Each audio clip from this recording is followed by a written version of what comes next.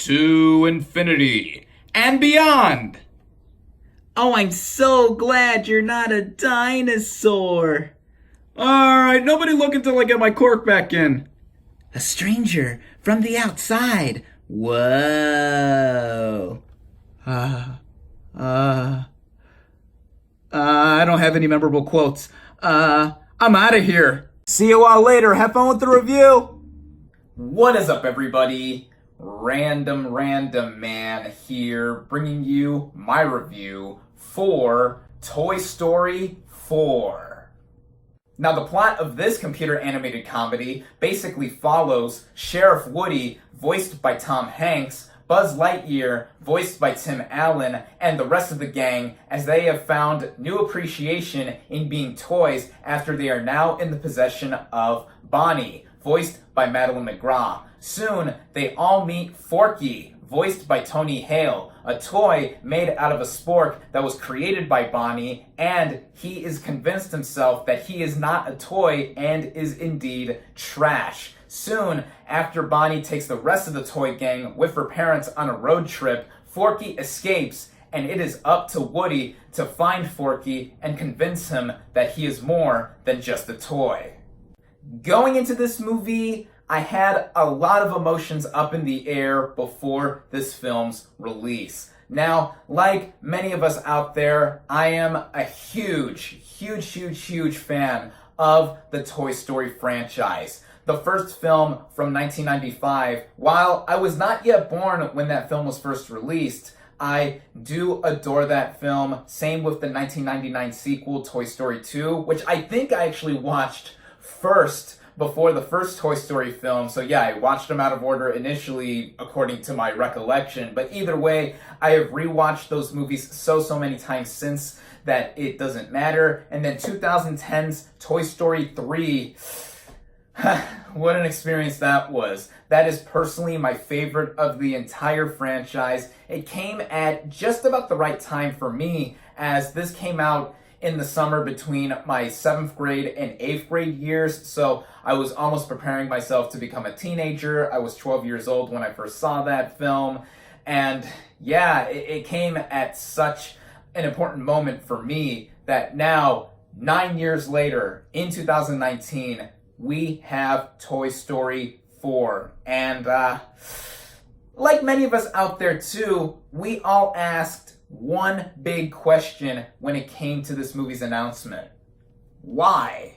Why is this movie existing after the third film so perfectly wrapped up the story for Woody and the rest of the toy gang and Andy, and it just didn't feel like it was genuine to have another sequel exist after the trilogy wrapped up in such an amazing way? Well, my expectations did slowly rise as of a couple weeks ago when rumblings of this movie emerged that it was indeed worthy of this franchise's greatness, and just all around a bunch of critical acclaim for this film made me more excited to see it. Even before all of that though, the trailers were slowly convincing me to get on this movie's side because the animation looked phenomenal and the story did look like it had shades of deeper meaning to them that did get me hooked to see it in the end. Starting out with the cast and their vocal performances, we have, of course, Tom Hanks as Sheriff Woody, and he has, for the most part, been the core character throughout this entire franchise, even though these movies star an ensemble of not just vocal talent, but the characters that they voice too. But in Toy Story 4 specifically, this is Woody's story through and through. Many of us, or at least a lot of people from my generation, first knew of Tom Hanks through his vocal work as Woody, and would later watch the rest of his movies where we actually see him in person and see how much of an astonishing actor he is. And with his performance here in Toy Story 4, I think he gives among his most layered and more meaningful performances that he has given, and especially when you compare his turns in the other Toy Story films. Everyone else in this vocal ensemble are as fantastic as Hanks as Woody here, such as Tim Allen as Buzz Lightyear, Annie Potts, who returns as Bo Peep after being absent in Toy Story 3. We do see her triumphant return here, and her character gets a major upgrade in terms of being fleshed out and what she adds to the rest of the story and writing here. New additions here include the likes of Tony Hale as Forky, who is a character that at first would come off as annoying, but as soon as I saw Forky's implementation being done with the film, I found him to be such a cute and sweet character. I mean, it's hilarious as well to see him utter the word trash all the time when we first see him in the movie, because he is a character that is convinced that he is trash. I thought Hale was terrific here. Keegan-Michael Key and Jordan Peele, yes, Key and Peele are in this film, and they voice Ducky and Bunny, respectively, these stuffed animals that can be won at this carnival, which is eventually seen in the film. And their rapport between each other in terms of comedy is always great to see, but in animated form specifically, they do a lot with the timing that they have comedically. There's also Gabby Gabby, voiced by Christina Hendricks, and from the movie's marketing, she is shown as a villain of sorts in this film, but once we do get more development out of the character, we see the motivation behind her and how it ultimately gets into more of the emotional resonance that this movie does have. I thought that she did a superb job here. Also superb is Keanu Reeves as Duke Kaboom. What a year he is having so far. I mean, the past month saw him be in John Wick Chapter 3, Parabellum, the biggest success of that franchise thus far. He was recently announced to be in Cyberpunk 2077 at E3 a few weeks ago. He had a cameo in Always Be My Maybe, which I haven't seen yet, but I've heard good things. And then now he is in Toy Story 4. His character, while there isn't much to him until we get to finally see him more than halfway through the film, he adds on a lot of personality and characteristics that do make him such an entertaining character. And then the human characters here, such as Bonnie, voiced by Madeline McGraw, her parents, voiced by Lori Allen and Jay Hernandez, they do pretty solid jobs as well. The last new character of worthy note is Giggle McDimples, voiced by Ali Mackey, and she's basically a small Polly Pocket-esque police officer, and when she's introduced and sees how much larger Woody is compared to her, him being a sheriff and all, yeah, I loved seeing the interactions between her and the rest of the main toys here. Of course, we have the rest of the toy gang from the previous 3 films here as well, such as Joan Cusack as Jessie, Bonnie Hunt as Dolly, Kristen Schaal as Trixie, Wallace Shawn as Rex, John Ratzenberger as Ham, my personal favorite character of the entire franchise, Blake Clark as Slinky Dog. Everyone here, I think, no matter the screen time or vocal time that they do have in this film, are all simply terrific. But the main person of worthy note here definitely goes without saying is Tom Hanks as Woody. The writing of this film has seen its fair share of names both enter and leave the project before this movie fully got underway. 2 names in particular that stuck out in my mind when I first heard their names be attached to this project are Will McCormick and Rashida Jones. And this movie was initially dubbed as a romantic comedy, and that did get me more interested to see this movie in terms of how that kind of genre would be implemented to the Toy Story franchise. And for one reason or another, Jones and McCormick eventually left the project, and their script was reworked. About 75% of the script was redone. And then also we had other people come in, such as Andrew Stanton, who is behind such great Pixar movies such as Finding Nemo and WALL-E. And then we had others such as John Lasseter, who was the director behind the first 2 Toy Story films and was creatively involved with the 4th film.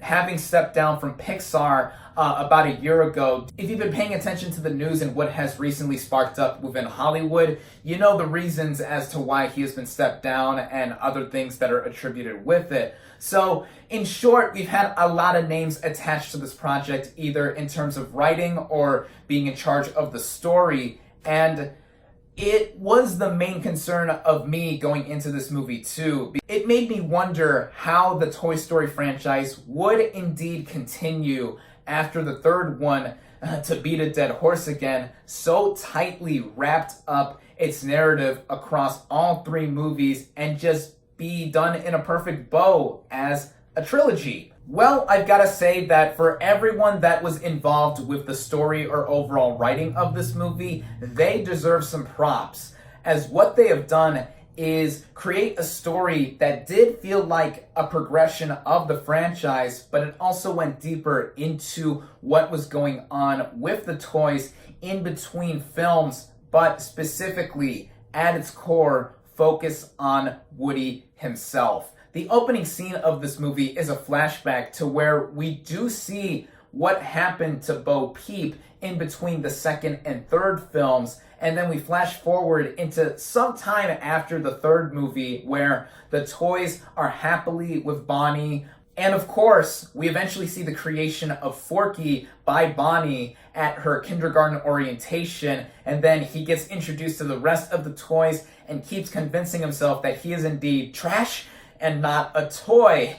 And with all of that, it does create some more of the deeper messages and themes of the movie and all around existential questions that the entire franchise did touch upon, but I think are really put at the forefront in this fourth film, in what it means to be a toy, the purpose in connection with your owner or the kid that is playing with you, all of that. And this really is synonymous with Woody as a character here, because his arc across all of these movies have veered the whole narrative of the franchise to be about him. While this movie is notably serious in many aspects to its core, and it made for a lot of elements that adults would latch onto, such as myself, with all of the deeper meaning and themes with it, this film does have a lot in there for kids as well, and this mainly goes in the way of comedy, as this movie is conducted with a lot of humor throughout.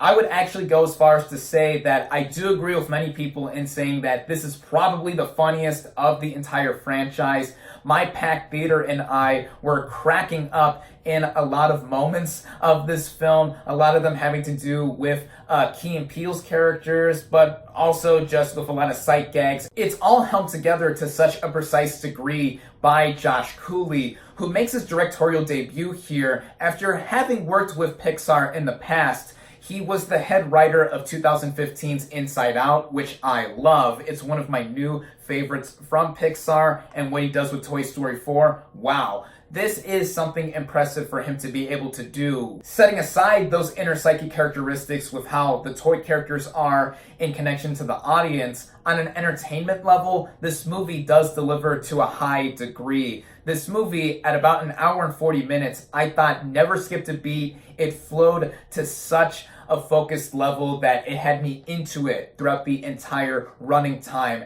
This also goes without saying, me neglecting to mention one of the biggest aspects of these movies in general, and that is the animation itself. It's an understatement to say that Pixar has been leading the game along with Disney in terms of animation quality and just inventiveness in how they are incorporated throughout their narratives. And here with Toy Story 4, this is such a huge leap, even from Toy Story 3, in the amount of detail in the characters' designs, their environments. And then when you go back in comparison to the original film back in 1995, which was the first completely CG animated feature film, yeah, it's night and day just about. The opening scene of this film takes place at night in the rain, and just how it is all framed and the way the rain looked, it looked like I could just reach out and touch the screen and my hand would be covered in a bunch of raindrops. And also the lighting in this film all across it, with the environments like the carnival setting that we eventually get to, and the antique shop where a lot of this movie also takes place. Yeah, in simple terms, it's so astoundingly animated. And all other technical merits with this movie, such as the music by Randy Newman, a longtime collaborator with the Toy Story films, it really got into emphasizing a lot more of the emotional aspects of this film, how engrossing it was. We do hear "You've Got a Friend in Me" in the intro to this film. When we do get to the conclusion of this film, it did have me so enveloped and engrossed with the narrative, and the way it ends, without comparing it too much to the way Toy Story 3 did end, in the way it is done within its own context, and how it wraps up its own narrative and the franchise as a whole, I'd be lying if I said I didn't get misty-eyed in the theater watching it all play out. Now, in comparison to Toy Story 3, if I may make a comparison to that, and how that movie did emotionally wreck us by the time it was all concluded, it's different in the way it is done, because I still see the original Toy Story trilogy as its own complete entity. And with 4 being an extension of the franchise and it wrapping up a specific arc with a character that has been seen throughout the franchise, it's almost hard to describe without giving anything away, because it is an anomaly, to say the least, for how 4 does end, and it feeling like a point of no return for how the franchise is playing out. And if that is to be the case as I got with its intentions, this is such a fitting finale. If I had any complaints with this movie, and if I were to really reach for them, I would say they had to do with a lot of the secondary characters that we saw in previous films being sidelined in comparison to how much screen time the new characters and Woody specifically got. I mean, I mentioned before, John Ratzenberger's Ham is my favorite character of this entire franchise, and him, Rex, the alien characters, they don't get much to do when the movie does get into its main conflict and it focuses on Woody. Buzz does eventually get implemented to the story, and it's nice to see him have some camaraderie with Woody and the rest of the characters too. But yeah, they are sidelined to satisfy what the story was going for in its emotional core, what it does for Woody as a character, and just how it plays out, and that they really don't get that much to do until the end without giving anything away. But that is something minor in retrospect and as a whole, because this movie's main goal wasn't necessarily to give everyone their time to shine like the huge cast of characters did get in the previous 3 movies. No. This movie felt more personal. It went into other territory that this franchise hadn't yet covered, and I think that it went to such a satisfying degree to where if any more were made after this, it would have me curious to see where the franchise would go. But the overwhelming majority of myself would also be saying that, hey, this is where it should stop. We all said that about Toy Story 3, but I think that everyone behind this movie got lucky in showing that the franchise was able to continue in a different way, and to also wrap up something that was being built up for almost 2.5 decades. So with all of that, Toy Story 4 is worthy of the greatness that the franchise has created since 1995. With the recent announcement of 2 original Pixar movies coming next year in 2020, it backs up my sentiment for how Toy Story 4 should be the last one in this franchise for good, as though I do love to see old characters from movie series that I do love return to sequels and see what is going to be done next with their stories. Pixar really made a name for themselves in crafting original content over the past couple of decades. At one point, Toy Story was an original property before its sequel came out in 1999. I mean, just this decade alone, we had Inside Out and Coco be released, and these 2 are among my new favorites of the Pixar filmography, and I hope that those over there realize that what they have built with their original branding have made themselves become so renowned worldwide, and we should keep getting original content. Make sure you stay through the end credits for this one, as there are 5 mid-credit scenes all across the end of this film, and at the very end of the movie, there's a little zinger that does wrap up this little joke that was established within the film, and I thought that was quite neat to see by the end. All in all, I love Toy Story 4. It is one of my favorites of the year thus far. I highly recommend it. My final verdict for Toy Story 4 is 4.5 out of 5 stars.